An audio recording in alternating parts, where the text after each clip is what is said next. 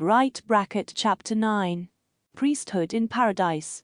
The rights and powers of the priesthood are much more effective and influential in the spirit world than they are here in mortality. It is one of man's greatest blessings to enter paradise with the priesthood of God. Parley P. Pratt. J.D. 1:11. As in the earth, so in the spirit world, no person can enter into the privileges of the gospel until the keys are turned and the gospel opened by those in authority, for all which there is a time, according to the wise dispensations of justice and mercy. Brigham Young. J.D. 3:371. When the faithful elders, holding this priesthood, go into the spirit world, they carry with them the same power and priesthood that they had while in the mortal tabernacle. They have got the victory over the power of the enemy here. Consequently, when they leave this world, they have perfect control over those evil spirits, and they cannot be buffeted by Satan. But as long as they live in the flesh, no being on this earth, of the posterity of Adam, can be free from the power of the devil.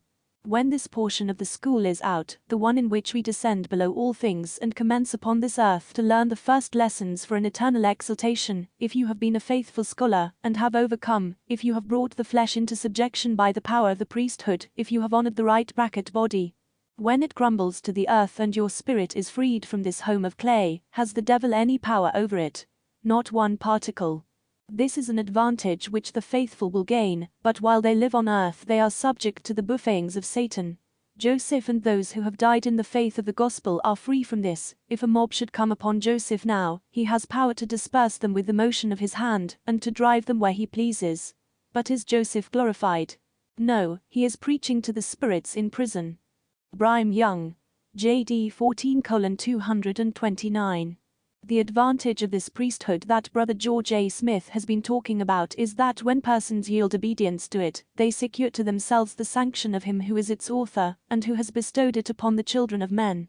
His power is around them and defends them, and when they pass into the spirit world they are out of the reach of the power of Satan, and they are not liable to be tempted, hunted, and chased as the wicked are, although the wicked may rest and enjoy far more there than here, but a person who obeys the priesthood of the Son of God is entirely free from this. Where the pure in heart are, the wicked cannot come. This is the state of the spirit world. Brigham Young. J.D. 7:240-241. When death is past, the power of Satan has no more influence over a faithful individual. That spirit is free, and can command the power of Satan. The penalty demanded by the fall has been fully paid, all is accomplished pertaining to it, when the tabernacle of a faithful person is returned to the earth. All that was lost has passed away, and that person will again receive his body. When he is in the spirit world, he is free from those contaminating and right bracket condemning influences of Satan that we are now subject to. Here our bodies are subject to being killed by our enemies, our names to being cast out as evil. We are persecuted, hated, not beloved, though I presume that we are as much beloved here as the spirits of the saints are in the spirit world by those spirits who hate righteousness. It is the same warfare, but we will have power over them. Those who have passed through the veil have power over the evil spirits to command, and they must obey. Brigham Young. J.D. 17:159. I expect one thing will be true that Joseph said when living. A gentleman came to see him and asked him a great many questions, and among the rest he said, I suppose you calculate that you are just right, and that you MORMONS' are all going to be saved, and everybody else will be damned. Said Joseph, Sir, I will tell you this one thing, all the rest of the world will be damned, and I expect that most of the Mormons will be unless they do better than they have done. The man did not stop for an explanation. What Joseph meant by being damned was that people will go into the spirit world without the priesthood, and consequently they are under the power of Satan, and will have to be redeemed, or else they will be forever under his power. That is all there is about that. Brigham Young. J.D. 4:134. Sermon at Funeral of Jedediah Grant, 1856. You and I have yet to deal with evil spirits, but Jedediah has control over them. When we have done with the flesh, and have departed to the spirit world, you will find that we are independent of those evil spirits. But while you are in the flesh you will suffer by them, and cannot control them, only by your faith in the name of Jesus Christ, and by the keys of the eternal priesthood. Right bracket When the spirit is unlocked from the tabernacle, it is as free, pure, holy, and independent of them as the sun is of this earth. Jedediah can now do more for us than he could by longer staying here. Where do you suppose the spirits of our departed friends are? Where they ought to be, they are here, on the other side of the earth, in the East Indies, in Washington, etc. They are controlling the fallen spirits here, or somewhere else. They could not control the spirits of evil men, while here, only by faith, but now one of our departed brethren can control millions of disembodied evil spirits, while they were in the flesh they were afflicted by them. Is this not a great consolation to us? George Buchanan, JD 26:86. Every mortal shall hear the glad tidings of salvation. They shall be judged by this message. They shall receive the blessings of God or his condemnation, according to their willingness to receive or their determination to reject the gospel, and then when this life is ended, when this mortal is laid aside, we shall go into the spirit world. Endowed with the same priesthood and authority of the Son of God, clothed with that authority, enveloped with it, even the fullness of it, we shall go into the spirit world, and continue this glorious labor of warning our brethren and sisters who once were in the flesh, until throughout the spirit world the gospel of salvation shall be heard from one end of it to the other. It is a never-ending work that which we have taken upon ourselves.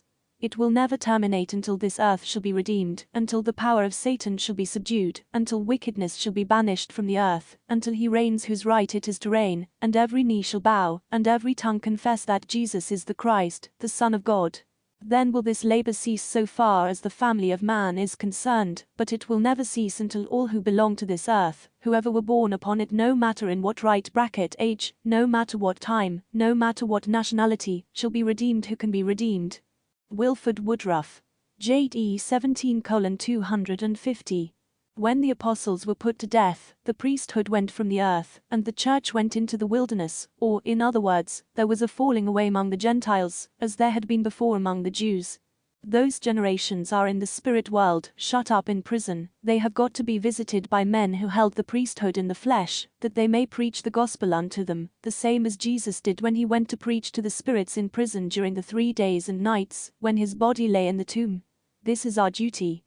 And I will here say that every elder of Israel who lays down his life, whether he dies in his bed or is put to death by the enemies of truth, when he goes into the spirit world his works follow him, and he rests in peace. The priesthood is not taken from him, and he has thousands more to preach to there than he ever had here in the flesh. Brigham Young, JD 7:289. Joseph Smith holds the keys of this last dispensation, and is now engaged behind the veil in the great work of the last days. I can tell our beloved brother Christians who have slain the prophets and butchered and otherwise caused the death of thousands of latter-day saints, the priests who have thanked God in their prayers and thanksgiving from the pulpit that we have been plundered, driven, and slain, and the deacons under the pulpit, and their brethren and sisters in their closets, who have thanked God, thinking that the latter-day saints were wasted away, something that no doubt will mortify them, something that, to say the least, is a matter of deep right bracket regret to them, namely, that no man or woman in this dispensation will ever enter into the celestial kingdom of God without the consent of Joseph Smith. From the day that the priesthood was taken from the earth to the winding up scene of all things, every man and woman must have the certificate of Joseph Smith, Jr., as a passport to their entrance into the mansion where God and Christ are, I with you and you with me. I cannot go there without his consent. He holds the keys of that kingdom for the last dispensation, the keys to rule in the spirit world, and he rules there triumphantly, for he gained full power and a glorious victory over the power of Satan while he was yet in the flesh, and was a martyr to his religion and to the name of Christ, which gives him a most perfect victory in the spirit world. He reigns there as supreme a being in his sphere, capacity, and calling, as God does in heaven. Many will exclaim, "Oh, that is very disagreeable. It is preposterous. We cannot bear the thought." But it is true. I will now tell you something that ought to comfort every man and woman on the face of the earth. Joseph Smith, Jr., will again be on this earth dictating plans and calling forth his brethren to be baptized for the very characters who wish this was not so, in order to bring them into a kingdom to enjoy, perhaps, the presence of angels or the spirits of good men. If they cannot endure the presence of the Father and the Son, and he will never cease his operations, under the directions of the Son of God, until the last ones of the children of men are saved that can be, from Adam till now. Should not this thought comfort all people? They will, by and by, be 1,000 times more thankful for such a man as Joseph Smith, Jr., than it is possible for them to be for any earthly good whatever.